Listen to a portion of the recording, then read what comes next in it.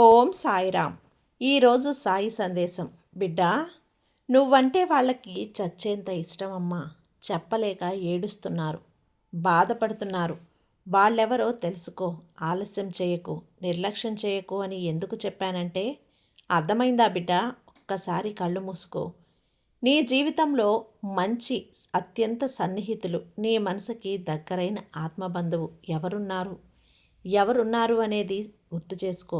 ఈ సమయంలో వాళ్ళని గుర్తు చేసుకొని వెంటనే ఇప్పుడే ఈ క్షణమే వాళ్ళతో మాట్లాడు. ఫోన్ చేసి మాట్లాడు, వాళ్ళని పలకరించు.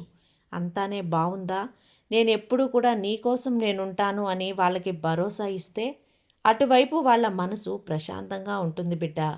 వాళ్ళ మనసులో చెప్పుకోలేని బాధ అనేది ఉంది. చెప్పుకోలేని బాధతో అల్లాడిపోతున్నారు. నీ యొక్క పలకరింపు కోసం వాళ్ళు తప్పించిపోతున్నారు తల్లి.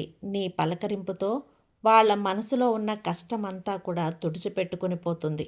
ఒక్కసారి పలకరించు చాలు, వాళ్ళ జీవితం ప్రశాంతంగా ఉంటుంది. ఇదే ఇదే ఈరోజు నీ సాయి నీకిచ్చే సందేశం.